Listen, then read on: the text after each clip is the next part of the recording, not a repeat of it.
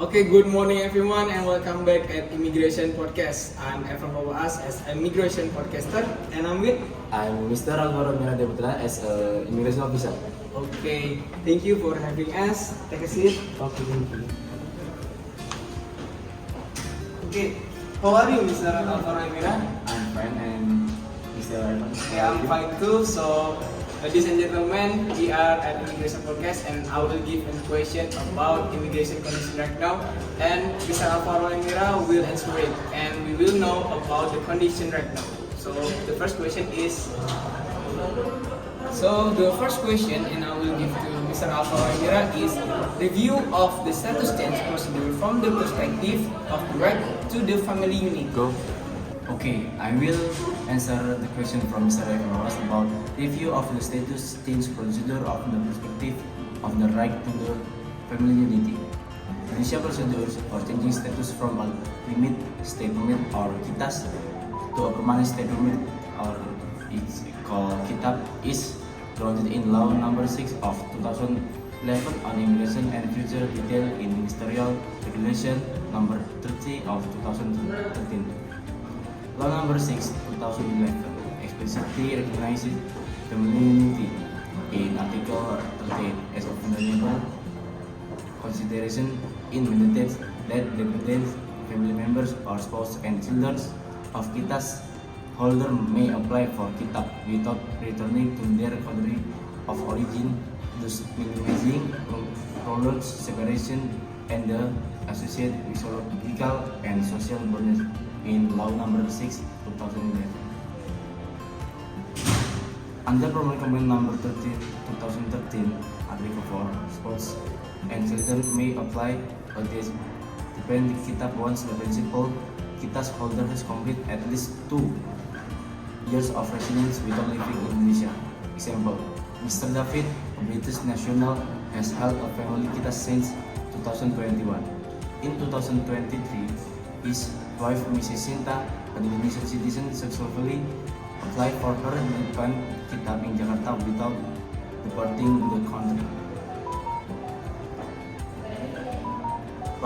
In Law Number 6, 2011, Article 38 requires legalized marriage and birth certificate from the civil register in District Dapil. This ensures only legally recognized family member benefit from reunification. Okay, thank you for Mr. Emira for the answer. So the next question is, can you evaluate fairness in Indonesia's status change procedure? Okay, thank you for Mr. Evan Bawas to give me a second question about evaluation of our fairness in Indonesia's status change procedure.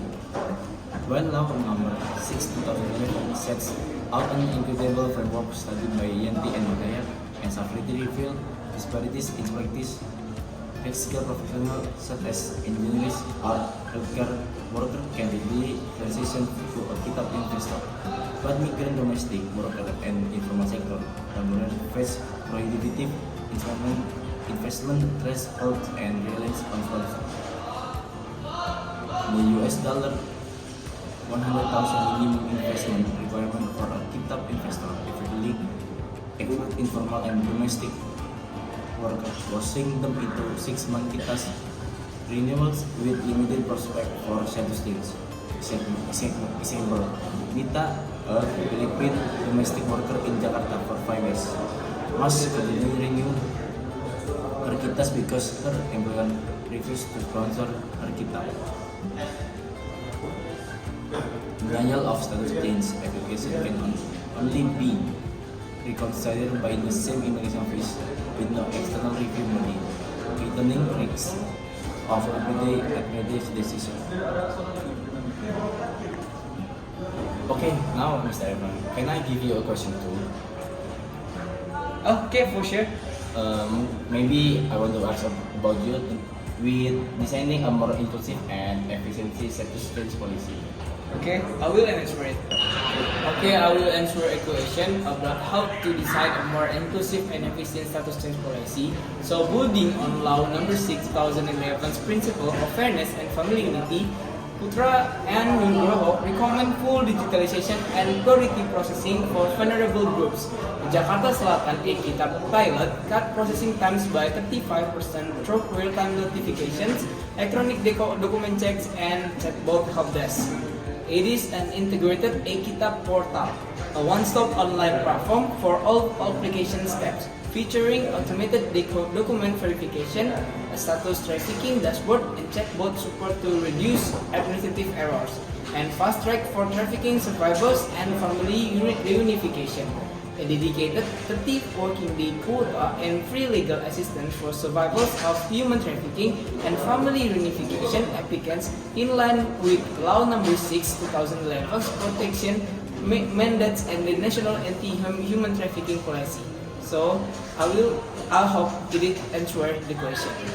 Okay, thank you to Mr. Anwas to answer the question. Now I want to give a second question about does have a local sponsor strengthen or weaken immigrant position? Okay, I will answer it.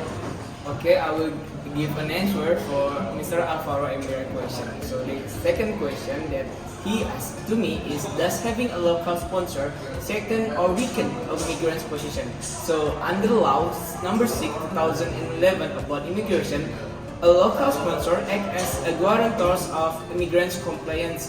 As a Safitri journal finds that sponsorship eases access to public services, while Yanti and Hidayat journals warn of exploitation if sponsor withdraws support unilaterally. So, sponsors facilitate migrants' opening of bank accounts, registration for national health insurance, as we know as BPJS, and obtaining tax identification numbers or NPWP, thereby enhancing social integration. For the example, PT Tech Asia sponsor Mr. Suzuki as a Japanese engineer, enabling him to access banking and healthcare services in Bandung. But all of that, because of KITAS is tied to the sponsor migrants, become vulnerable. If a sponsor withdraws, the migrant stay permit is revoked immediately. So I hope it answered the second question from Mr. Alvaro Emira. Wow, thank you, Mr. Anwas. That was insightful. Now I want to give a last question to Mr. Anwas about status change as a reflection of selectivity and control in the immigration system. Okay, I will answer it. Okay, thank you, Mr. Alvaro Emira. However, as a podcaster, I'm going to give an answer too. Okay, so the answer for your question is the status change as a reflection of selectivity and control in the immigration system is based on Law Number 6 2011 frames immigration policy to balance national interests and migrant rights. Ministerial Registration Number 21 of 2040 further exemplifies selectivity by prioritizing immigrants with significant investment and or specialist skills. The requirement to renew KITAS or KITAB every 1 or 2 years allows continued administrative oversight and ensures compliance with national policies. The KITAB Investor Program minimum 10 billion investment requirement filters migrants by financial capacity to attract high-quality investors based on Kemenkumham number 21 on 2014. And at its renewal, Immigration Authority audit tax complaints, employment status, and social conduct, maintain oversight in accordance with Law Number 6 2011's governance objectives. So I hope it will answer the question for Mr. Alvaro Emira. And I hope in our podcast it will be insightful for you as for viewers, and I hope you will guys like it. Okay. So for the conclusion is based on Law Number 6 of 2011 and is implementing regulation Kemenkumham Number 333 2030 and 21 2014 Indonesia Alih Status procedure is designed to reconcile humanitarian, economic, and administrative control. Objective is ensures the right to family unity by permitting in-country kitab application for spouse and children. Offers investor and skilled labor pathways to attract capital and expertise and maintain oversight through periodic renewals and sponsorship accountability. Moving forward, policy refinement such as shortening the family reunification waiting period,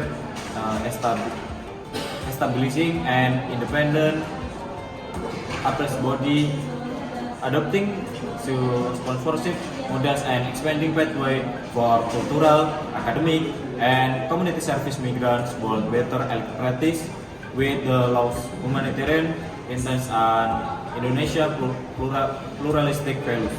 By balancing economic selectivity with robust protection, Indonesia can both uphold migrant rights and advance its national development goals. Thank you. Mohon dosen menyesuaikan izin berdiri Taruna Muda jurusan Keimigrasian, nama Evan Waas, NRT 2023-7881.01 Prodi Hukum Keimigrasian A. Nama Igarika Faruliza, NRT 2023-2866.1.01 Program Studi Hukum Keimigrasian A. Nama Alvaro Emira Dita Putra, NRT 2003-02.1.51 Prodi Hukum Keimigrasian A. Baik, kami mengucapkan terima kasih telah menyaksikan video menjawab soal kami dalam mata kuliah visa dan izin tinggal. Terima kasih.